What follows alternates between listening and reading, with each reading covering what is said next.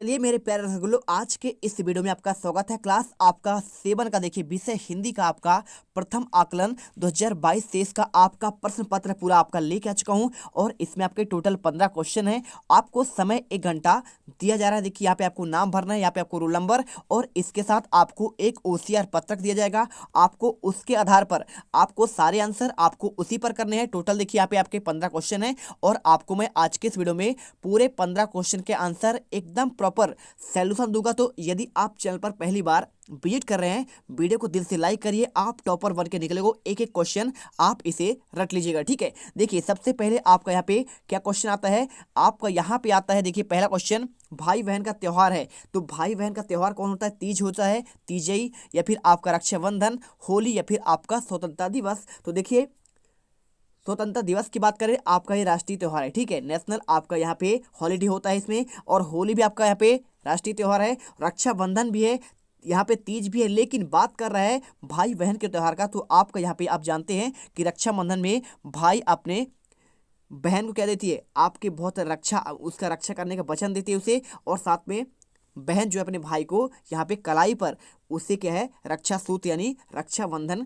के दिवस पर बांधता है, ठीक है। चलिए इसके बाद यानी राखी बांधता है। इसके बाद सेकंड क्वेश्चन दिया है, हमें ज्ञान प्राप्त होता है कहाँ से? पुस्तकों से, परिवेश से, गुरुजनों से, या फिर आपका उपयुक्त सभी थे। देखिए हमें यहाँ पे ज्ञान पुस्तक से प्राप्त होता है, साथ में अपने आसपास के परिवेश से, आपके जो बड़े लोग होते हैं उनसे भी आपको कुछ सीखने को मिलता है। साथ में आपको यहाँ पे क्या होता है, आपके गुरुजन से भी आपको शिक्षा तो मिलती है स्कूल में, है ना, विद्यालय में, या फिर आपके कहीं पर, और मतलब आपका यहाँ पे क्या होगा, आपका उपयुक्त आपका सभी आंसर हो जाएगा, ठीक है।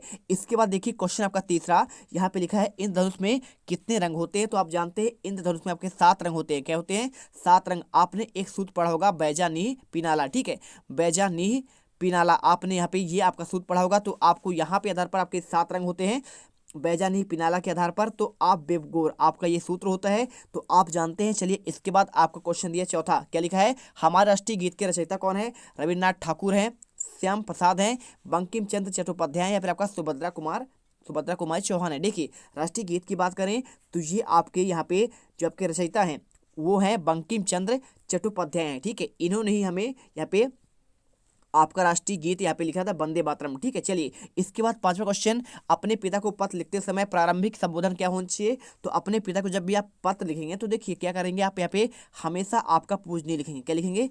पूजनीय शब्द आप लिखेंगे, पूजनीय पिताजी, सादर प्रणाम, ठीक है, सादर चरण स्पर्श, ऐसा आप लिखते हैं। तो यानी आपका आंसर यहाँ पे भी होगा। श्री तो आपका यहाँ पे होगा नहीं, प्रिय आपका यहाँ पे मित्रों के आसपास आपका कोई मित्र हो उनके लिए आप यहाँ पे प्री का यूज कर सकते हैं। श्रीमान आपका यहाँ पे प्रधानाध्यापक के लिए, फिर आपका प्रचार के लिए आप यूज करते हैं। कोई आपका यहाँ पे शासकीय, यहाँ पे आप पत्र लेखन करने के लिए। और इसके बाद देखिए क्वेश्चन आपका छठा लिखा है, मुर्गा शब्द में आपका लिंग बदलने पर क्या होगा? देखिए मुर्गा का आपका यहाँ पे लिंग बदलेगी तो आपका मुर्गी होगा, है ना, आपका स्त्रीलिंग उसका आपका यहाँ पे मुर्गी हो जाएगा। तो राइट आंसर आपका यहाँ पे ये होगा, ना तो आपका मुर्ग ना तो आपका यहाँ पे मुर्गा होगा। चलिए इसके बाद क्वेश्चन आपका दिया है सातवां, क्या दिया है, कबूतर डैश डैश फड़फड़ाए, आपको स्थान पर क्या आएगा? पंख आएगा। तो आपको इसमें बर्तनी बताना है, सही बर्तनी आपका कौन सा होगा? देखिए आपका सही बर्तनी आपका यहाँ पे 2 नंबर वाला आपका पंख राइट होगा। बाकी आपका पहला और 7 नंबर यहाँ पे आपको गलत है। तो आपको OCR सीट पर आपको 1 नंबर पर आपको वहाँ पे टिक लगा देना है, राइट का निशान। और इसके बाद क्वेश्चन 8वां, मेज पर कुछ डैश डैश क्या रखी हुई है? देखिए पुस्तक रखी जाएंगी, या फिर आपका यहाँ पे पुस्तकों, या फिर किताबें, या फिर पुस्तकें। देखिए तो मेज पर कुछ पुस्तकें, ठीक है, हमेशा आपका पे पुस्तकें का यूज किया जाएगा बहुवचन का। तो आप राइट आंसर यहाँ पे A नंबर पर लगाइए। और इसके बाद क्वेश्चन आपका 9वां नंबर, देखिए समूह में भिन्न भिन्न अर्थ वाला शब्द है, सुबह है, दोपहर है, शाम है, या फिर घड़ी है। तो आपको इसमें देखिए आंसर करना पड़ेगा, सुबह, दोपहर, शाम, या फिर घड़ी। तो आप इसमें राइट आंसर आप यहाँ पे लगा दीजिए। क्वेश्चन नंबर आपका 9 का आंसर क्या हो जाएगा?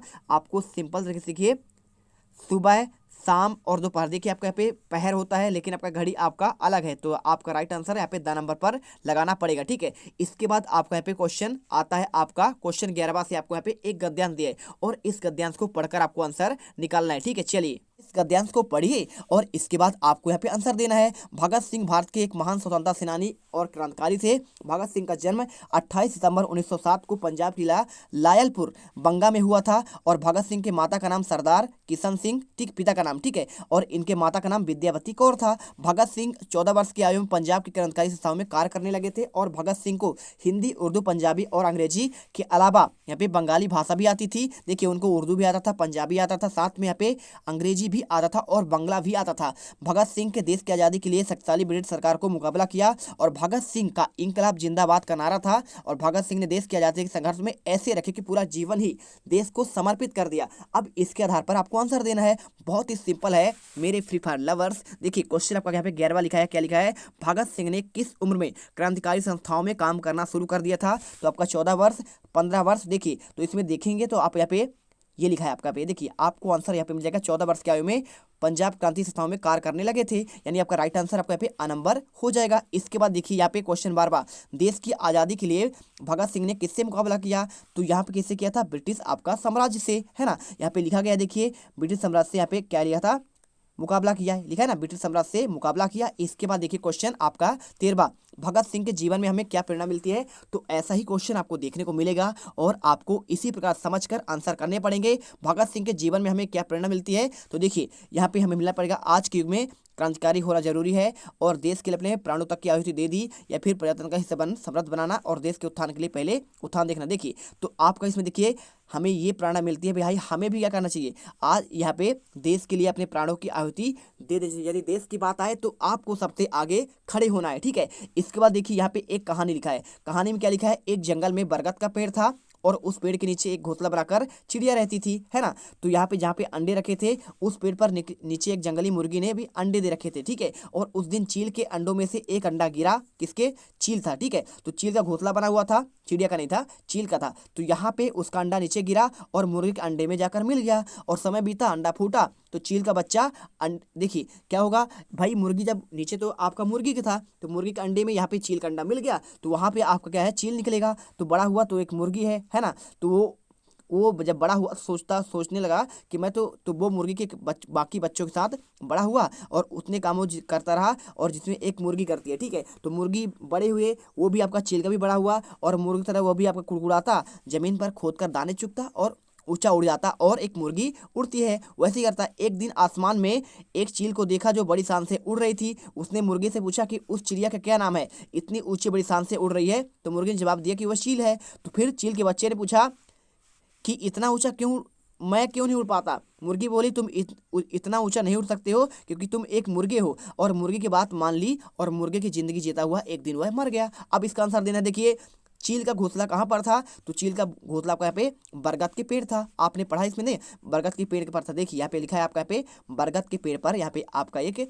घोंसला बना हुआ था। और इसके बाद क्वेश्चन, चील का अंडा किससे मिल गया था? तो चील का अंडा आपका यहाँ पे मुर्गी के अंडे से मिल गया था। और इसके बाद 15 क्वेश्चन, यह अनुच्छेद हमें डैश डैश के बारे में जानकारी देने के लिए लिखा गया है। तो आपको इसके बारे में, किसके बारे में, यहाँ पे आपको बताना पड़ेगा जानवरों के आपका देखभाल के बारे में, ठीक है। ना तो आपका प्लेटिपस होगा, ना तो आपका यहाँ पे उदबिलाव होगा, ना तो आपका यहाँ पे विद्युत आवेश का उपयोग। राइट आंसर आपका यहाँ पे 15 का हो जाएगा। तो आपको यहाँ पे देखिए क्या करना है, इनका आंसर आपको ओसीआर पत्रक में आवाज आता है, उसमें 4 ऑप्शन दिए रहेंगे, आपको उस आधार पर करना है। तो फटाफट कर लीजिएगा। मिलते हैं नेक्स्ट वीडियो पर। जय हिंद, जय भारत। वीडियो अच्छी लगे हो वीडियो को दिल से लाइक करें, चैनल को सब्सक्राइब करें, तभी आप टॉपर बन पाएंगे।